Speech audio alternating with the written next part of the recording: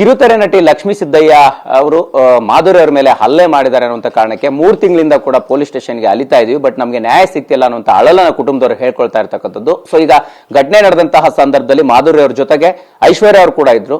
So ಈಗ ಅವ್ರೇನ್ ಹೇಳ್ತಾರೆ ಅಂತ ಕೇಳೋಣ. ಐಶ್ವರ್ಯ ಅವ್ರು ನಮ್ಮ ಜೊತೆ ಇದ್ದಾರೆ. ಮೇಡಮ್, ಅದೇ ಮಾಧುರಿ ಅವ್ರ ಜೊತೆ ಒಂದು ಹಲ್ಲೆ ನಡೆದಂತಹ ಘಟನೆ ಆಯ್ತು. ಬಟ್ ಲಕ್ಷ್ಮೀ ಸಿದ್ದಯ್ಯ ಹಲ್ಲೆ ಮಾಡಿದ್ರು ಅನ್ನುವಂತ ಗಂಭೀರ ಆರೋಪನ ಮಾಡ್ತಾ ಇರ್ತಕ್ಕಂಥದ್ದು. ಏನಾಯ್ತು ಘಟನೆ? ಆ ಟೈಮಲ್ಲಿ ನೀವೆಲ್ಲಿದ್ರಿ, ಹೇಗೆ ಅನ್ನೋದು? ಸರ್, ನಾವಿಬ್ರು ಒಟ್ಟಿಗೆನೆ ವರ್ಕ್ ಮುಗಿಸಿ ಮನೆಗೆ ಹೋಗೋಕೆ ಗಾಡೀಲಿ ಬರ್ತಾ ಇದ್ವಿ. ಅವಾಗಲೇ ಅವ್ರ ಲೇಡಿ ಬಂದು ಕಾರಲ್ಲಿ ತುಂಬಾ ರ್ಯಾಶ್ ಡ್ರೈವ್ ಮಾಡ್ಕೊಂಬಂದು ಗುದ್ದು ಕೆಳಗೆ ಬಿದ್ದಾಗ ನಾವು ಕೇಳಿದಕ್ಕೆ ಇದು ನನ್ನ ತಂಗಿ ಹೋಗಿ ವಿಚಾರಿಸಿದಕ್ಕೆ ಅವ್ರು ತುಂಬಾ ಕೆಟ್ಟದಾಗಿ ಕೈಯಲ್ಲಿ ಸನ್ನೆ ಮಾಡೋದಿಂದ ಹಿಡಿದು ಕೆಟ್ಟದಾಗಿ ಮಾತಾಡೋದು, ಕೆಟ್ಟದಾಗಿ ವರ್ತನೆ ಮಾಡ್ತಿದ್ರು. ನಾವು ಅವಾಗ ಇಮಿಡಿಯೇಟು ನನ್ನ ಮೊಬೈಲಲ್ಲಿ ನಾನು ಇವಳು ಮಾತಾಡಕ್ಕೆ ಹೋಗ್ತಿದ್ದಾಗ ನಾನು ವಿಡಿಯೋ ಮಾಡ್ಕೊಳಕ್ಕೆ ಶುರು ಮಾಡಿದೆ. ನಮಗೆ ಅವಾಗ ಗೊತ್ತಿರಲಿಲ್ಲ ಅವರು ಸೆಲೆಬ್ರಿಟಿ ಅಂಥೇಳಿ. ವಿಡಿಯೋ ಮಾಡ್ಕೊಂಡು ಎಲ್ಲ ಮಾಡ್ತಿರ್ಬೇಕಾದ್ರೆ ಅವರು ನಾವು ಯಾವಾಗ ಪೊಲೀಸ್ ಸ್ಟೇಷನ್ಗೆ ಹೋಗ್ತೀವಿ ಅಂದಿದ್ದಕ್ಕೆ ಅವ್ರ ಕಡೆಯಿಂದ ಕರೆಸಿದ್ರು ಹುಡುಗರನ್ನ. ಅದರಲ್ಲಿ ಒಬ್ಬರು ತುಂಬ ಜನ ಸುಮಾರು ಹುಡುಗರು ಬಂದರು. ನಾವೇನು ಮಾಡಿದ್ವಿ, ಆ ಸ್ಪಾಟಲ್ಲಿ ನಾವಿಬ್ಬರು ಒಂಟಿಯಾಗಿದ್ದೀವಿ ಅಂಥೇಳಿ ನಾವು ನಮ್ಮ ಅಮ್ಮ ಮತ್ತು ಅಣ್ಣಂಗೆ ಕರೆಸಿದ್ವಿ.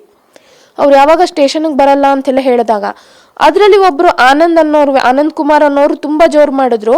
ಅವರೇ ನಮಗೆ ನಾನು ತಲೆ ಕೆಟ್ಟರೆ ಏನು ಬೇಕಾದರೂ ಮಾಡಿಬಿಡ್ತೀನಿ ಅಂತೇಳಿ ಮೊಬೈಲಲ್ಲಿರೋ ವಿಡಿಯೋ ಎಲ್ಲ ಡಿಲೀಟ್ ಮಾಡು ಅಂತ ಹೆದರ್ಸಿದ್ರು. ಇಲ್ಲ ನಾ ಮಾಡಲ್ಲ, ನಾನು ಸ್ಟೇಷನ್ಗೆ ಹೋಗ್ತೀನಿ ಅಂದಿದ್ದಕ್ಕೆ ಆ ಮೊಬೈಲ್ ನಿನಗೆ ಇರುತ್ತಾ ನೋಡು ಅಂತೇಳಿ ಆ ಮಿನಿಟ್ ಕೈಯಿಂದ ಕಿತ್ಕೊಂಡು ಅವರು ಎಸ್ಕೇಪ್ ಆಗಿಬಿಟ್ರು.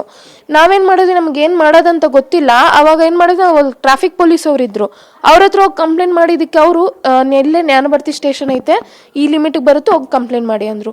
ಸ್ಟೇಷನ್ಗೆ ಹೋಗಿ ಕಂಪ್ಲೇಂಟ್ ಮಾಡಿದ್ದೀವಿ, ಅಲ್ಲಿ ಯಾರೂ ರೆಸ್ಪಾಂಡ್ ಮಾಡಿಲ್ಲ. ಅವತ್ತಿನ ನೈಟ್ ನಾವು ತುಂಬ ಜನ ಅಲ್ಲಿ ಎಷ್ಟಂತ ಓಡಾಡಿದ್ವಿ, ಅವ್ರು ಏನೂ ರೆಸ್ಪಾಂಡ್ ಮಾಡಿಲ್ಲ. ಹಂಗಾದ್ಮೇಲೆ ನೆಕ್ಸ್ಟ್ ಡೇಯಿಂದನೂ ಅವತ್ತಿಂದ ಇವತ್ತುವರೆಗೂ 3 months ಆಯಿತು. ನಾವು ಇವತ್ತಿಗೂ ನಾವು ಸ್ಟೇಷನ್ಗೆ ಹೋಗ್ತೀವಿ, ಬೆಳಗ್ಗೆಯಿಂದ ಸಂಜೆವರೆಗೂ ಅಲ್ಲಿ ಇರ್ತೀವಿ.